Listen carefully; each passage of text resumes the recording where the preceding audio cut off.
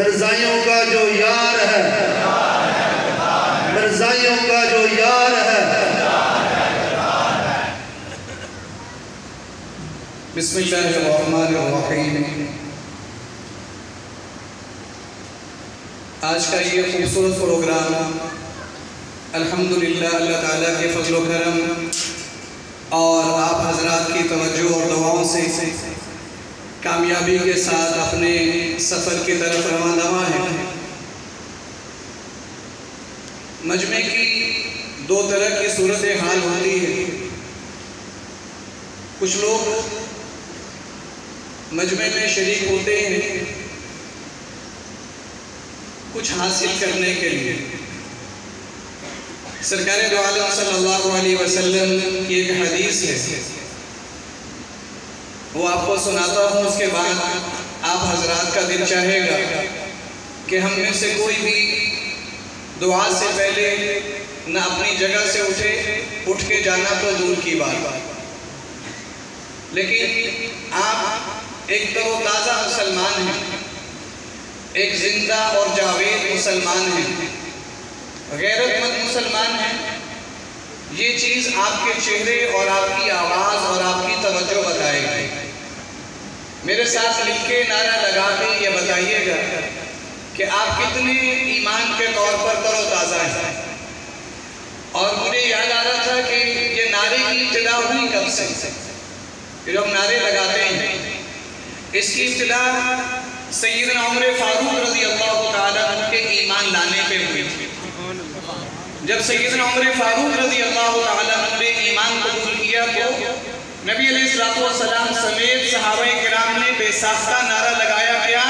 نعرہ تکبیر! نعرہ تکبیر! شان مصطفیٰ! شان مصطفیٰ!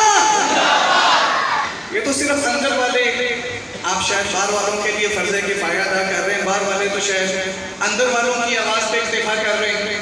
نعرہ تکبیر! اس سنت کو زندہ کریں کہ جب سیدنا عمر فاروق رضی اللہ عنہ نے ایمان قبول کیا تو انہیں بتانا نہیں پڑا کہ میں نے ایمان قبول کر لیا، اس نعرے کی گونج نے بتا دیا کہ آج مکہ میں کوئی چیز ہل گئی، آج مکہ میں کوئی تبدیلی آئی ہے۔ آپ نے سنا نا تبدیلی، ایک تبدیلی اس وقت آئی تھی، وہ تبدیلی جس نے مکہ کی ساری فضا بدل دی، وہ تبدیلی کہ جب سیدنا عمر فاروق رضی اللہ تعالیٰ نے ایمان قبول کیا، سرکار دو عالم صلی اللہ علیہ وسلم کے ختم نبوت کا اقرار کیا تو کہا کہ میں ایمان لاؤں اور ہم چھپ کے نماز پڑھیں، ایسا نہیں ہو سکتا۔ میں ایمان لاؤں اور ہم کعبہ کا طواف نہ کریں، ایسا نہیں ہو سکتا۔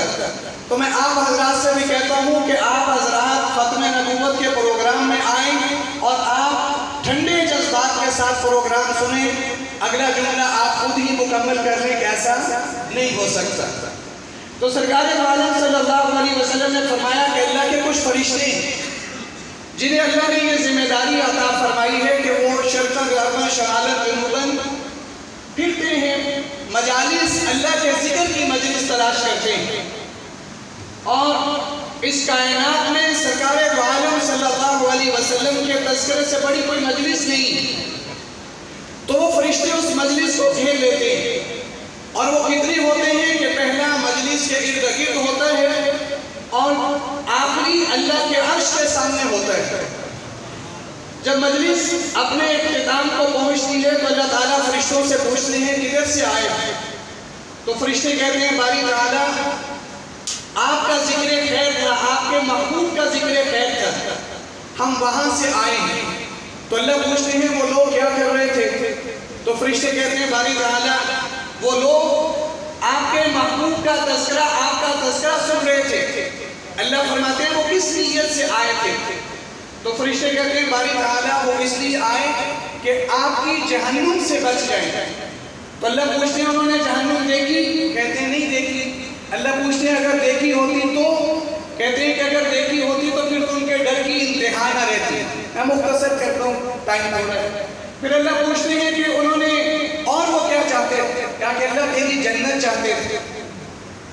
ایک صحابی تھے، جنت سے یاد آیا صحابہ کا نبی علیہ السلام سے عشق کیسا تھا، صحابہ کا نبی علیہ السلام سے پیار کیسا تھا، اس ایک واقعے سے اندازہ کیجئے۔ ایک صحابی رو رہے ہیں، روئی جا رہے ہیں، تو نبی علیہ السلام نے پوچھا کیوں رو رہے ہیں؟ تو کہنے لگے یا رسول اللہ آپ کا تو جنت میں بڑا اونچا مقام ہوگا، آپ کے لیے تو جنت اللہ نے بنائی ہے، جنت آپ کے لیے بنی، آپ کا تو جنت میں بہت بلند مقام ہوگا، میں رو رہا ہوں کہ دنیا میں آپ کو ایک لمحہ نہیں دیکھتے تو رات کو نیند نہیں آتی، وقت نہیں گزرتا، اس جنت میں کیسے وقت گزرے گا جس جنت میں آپ کا دیدار نہیں ہوگا۔ میں کہتا ہوں کہ لوگ کہتے ہیں کہ کچھ لوگ صحابہ کرام کو نہیں مانتے، یہ ہو نہیں سکتا کہ انسان مسلمان ہو اور صحابہ کو نہ مانے، انسان ہو مسلمان اور صحابہ کو نہ مانے، یہ دو چیزیں اکٹھی نہیں ہو سکتی۔ اگر وہ صحابہ کو مانتا ہے تو وہ یقیناً مسلمان ہے، اور اگر وہ مسلمان ہے تو یقیناً صحابہ کو مانے گا۔ یہ دو چیزیں بیک وقت ایک دل میں اکٹھی نہیں ہو سکتی کہ ایک دل کے اندر صحابہ کرام کا بغض بھی ہو اور ایمان بھی ہو۔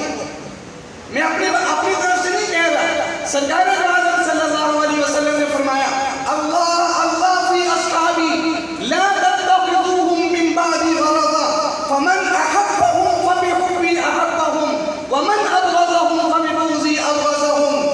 جس دل کے اندر میری محبت ہوگی اس دل میں میرے صحابہ کی محبت ضرور ہوگی، اور جس دل کے اندر صحابہ کی نہیں فرمایا، آپ نے فرمایا جس دل کے اندر صحابہ کرام کا بغض ہو، یہ ہو نہیں سکتا کہ اس دل میں میری محبت ہو۔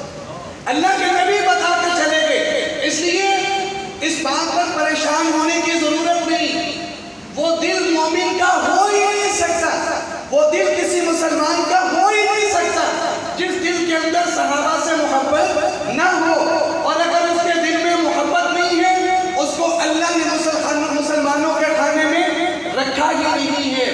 تو اس صحابی نے کہا یا رسول اللہ اس جنت کا کیسے مزہ آئے گا جب آپ کا دیدار نہیں ہوگا؟ تو سرکار عالم صلی اللہ علیہ وسلم نے فرمایا اگر تم جنت کے اندر میری معیت چاہتے ہو، اگر جنت کے اندر میری رفاقت چاہتے ہو تو پھر سجدوں کے ساتھ میرا تعاون کرو، یعنی سجدوں کے اندر اللہ کو راضی کر کے اپنے آپ کو جنت کا حقدار بناؤ۔ تو وہ جنت جس کے لیے صحابہ نے یہ کہا، اس تمنا کا اظہار کیا، تو اللہ پوچھتے ہیں کہ وہ کیا چاہتے تھے؟ تو وہ اس فرشتے کہتے ہیں باری تعالیٰ وہ جنت چاہتے تھے۔ تو اللہ پوچھتے ہیں کہ انہوں نے جنت دیکھی؟ فرشتے کہتے ہیں نہیں دیکھی۔ اللہ پوچھتے ہیں اگر دیکھی ہوتی تو؟ کہتے ہیں کہ اگر دیکھ لیتے تو اپنی زندگی جنت کی محنت کے لیے قربان کر دیتے۔ اس کے بعد سرکار عالم صلی اللہ علیہ وسلم نے فرمایا کہ اللہ فرشتوں سے کہتے ہیں اس مجلس میں جتنے لوگ تھے جو آخر تک پروگرام کے اندر سرکار عالم صلی اللہ علیہ وسلم کے ذکر خیر کو سننے کے لیے شامل رہے، میں نے ان کو جہنم سے بھی بنا دی، میں نے ان کو جنت بھی عطا کر دی۔ اس کے بعد بڑی عجیب بات سرکار عالم صلی اللہ علیہ وسلم نے فرمائی، آپ نے فرمایا وہ فرشتے کہتے ہیں باری تعالیٰ لوگ تو آپ کا تذکرہ سننے آئے، آپ کے محبوب کا تذکرہ سننے آئے، لیکن کچھ لوگ تو ویسے ہی آگے تھے، کچھ لوگ تو اس لیے آئے کہ اس نے کسی نے محلے میں کسی کو ملنا، اس نے سوچا کہ چلے یہاں جو کھڑے ہونا ہے مسجد میں جا کے بیٹھ جاتے ہیں، کسی کو بھوک لگی تھی، اس نے دیکھا کہ پروگرام ہو رہا ہے، چلو اللہ یہاں سے شام کا کھانا بھی دے دے گا، کوئی کسی نیت سے آیا، کوئی کسی نیت سے آیا۔ یہ ایسا عظیم الشان پروگرام ہے، یہ ایسا محتمم بالشان، اللہ کے ہاں اتنی عظمت اور اجر والا پروگرام ہے۔ اللہ فرماتے ہیں کہ ان کے ساتھ جو اپنی نیت سے بھی بیٹھ گیا میں اس کو بھی محروم نہیں کروں گا۔ جو پروگرام نہیں سننے آیا ایسے بھی آیا، لیکن یہ لوگ جو سننے آئے یہ اللہ کو اتنے پسند ہیں، یہ اللہ کے اتنے چہیتے ہیں، یہ اللہ کو اتنے اچھے لگتے ہیں، اللہ نے فرمایا کہ جو ان کو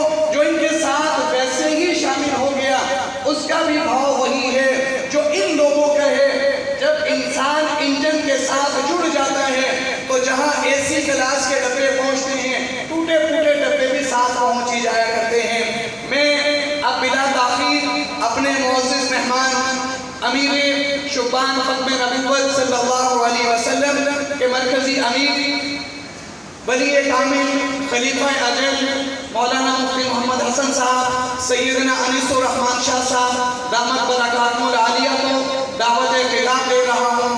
آپ حضرات سے گزارش ہے کہ ایک دفعہ پھر اپنے زندہ اور تر و تازہ ہونے کا اور مکمل اور اس حدیث کے بعد تو میرا خیال آپ کا دل نہیں چاہے گا کہ آپ میں سے کوئی بھی اٹھ کے جائے اس اجر کو حاصل کرنے کے لیے. زندگی کی کہاں شام ہو جائے اس کا کچھ پتہ نہیں ہے. ایک شخص نے ارادہ کیا اللہ کے راستے میں نکلنے کا. اس اچھے ارادے سے وہ گھر گیا. اس نے گھر سے واپس آنا تھا لیکن اجل نے اس کو ٹائم نہیں دیا اور جب گھر پہنچا ہارٹ اٹیک ہوا, مر گیا. کسی کو کچھ پتا نہیں کہ شاید یہ گھڑیاں ہم اللہ کی قسم ہمارے پاس نہ نماز ایسی, نہ تلاوت ایسی, نہ روزے ایسے, کوئی عبادت ہمارے پلے ایسے نہیں کہ جس پہ ہم مطمئن ہو سکیں کہ شاید ہمارا یہ عمل کل قیامت کے دن ہمارے لیے باعث شفاعت بن جائے. لیکن ایک چیز ہے جو سرکار عالم صلی اللہ علیہ وسلم کی یقینی شفاعت کا باعث ہے, وہ ہے سرکار عالم صلی اللہ علیہ وسلم سے عشق و محبت. وہ ہے سرکار عالم صلی اللہ علیہ وسلم کے عقیدے ختم نبوت کا تحفظ. اگر ہم نے اپنی زندگی کو اپنی زندگی میں سے اس کے لیے وقت نکال لیا تو آپ یقین جانیے آپ اطمینان سے مریں گے کہ کل قیامت کے دن آپ کو حشر کے اندر سرکار عالم صلی اللہ علیہ وسلم کی شفاعت اللہ یقینی طور پہ نصیب فرمائے گا. اب میں دعوت خطاب دے رہا ہوں آپ حضرات انتہائی توجہ کے ساتھ کہ آج کے دور کے اندر فتنہ قادیانیت کیسے ہماری جڑیں کھوکھلی کر رہا ہے, کیسے ایمان کو لوٹ رہا ہے, کیسے یہ ارتداد کا فتنہ ہماری نوجوان نسل کو کا ایمان اس کے دلوں سے سلب کر رہا ہے. ایک اس سے اندازہ کیجئے کہ ہماری نسل کس حد تک ایمان سے دور جا رہی ہے. ایک بہت مختصر سا چند منٹ کا واقعہ. ہمیں ایک سکول میں جانے کا اتفاق ہوا, بڑا اچھا سکول, بڑا جس کا بڑا نام تھا. ہم نے ہیڈ ماسٹر صاحب نے کہا کہ ہم آپ کی اپنے بہترین اسٹوڈنٹ سے ملاقات کرواتے ہیں. وہ ہمیں اپنے بہترین اسٹوڈنٹ کے پاس لے کے گیا. ہم نے بات کو شروع کرنے کے لیے ان سے پوچھا بتاؤ قبلہ کس طرف ہے. 8, 10, 9 اور 10 کے بہترین, میں نام نہیں لیتا سکول کا, بہترین سکول کے طالب علم, وہ ان سے سوال کیا کہ بتاؤ قبلہ کدھر ہے. تو وہ ایک کہنے لگا کہ قبلہ کس کو کہتے ہیں. ہم نے سوچا کہ شاید یہ عربی کا مشکل لفظ ہے. ہم نے کہا بتاؤ کعبہ کدھر ہے, کعبہ. وہ پھر ہماری شکلوں کی طرف دیکھیں. ہم نے کہا کہ شاید یہ قبلہ اور کعبہ عربی کے لفظ ہیں, کچھ مشکل کو دقت پیش آ رہی ہے. تو ہم نے کہا اچھا بتاؤ جس طرف رخ کر کے مسلمان نماز پڑھتے ہیں, جسے اللہ کا گھر کہتے ہیں, وہ کہاں پر ہے, وہ کدھر ہے. وہ 8, 10 نوجوان اللہ کی قسم شکلیں دیکھتے رہے. 9 اور 10 کے نوجوان جو یہ نہیں جانتے کہ ہمارا قبلہ کس طرف ہے, ہمارا کعبہ کہاں ہے, جس طرف رخ کر کے ہم نماز پڑھتے ہیں وہ کہاں ہے. بتائیے کہ ان کے ماں باپ نے کبھی ان کو مسجد بھیجا ہوگا, کبھی انہوں نے قبلہ کی طرف رخ کر کے نماز کبھی بھی پڑھی ہوگی. اگر زندگی میں ایک دفعہ بھی نماز پڑھی ہوتی ان میں سے کوئی نہ کوئی ہمارے سوال کا جواب ضرور دیتا, اس فکر مندی کے ساتھ کہ یہ ناسور اور یہ فتنہ ہمارے ایمان کو کیسے کھا رہا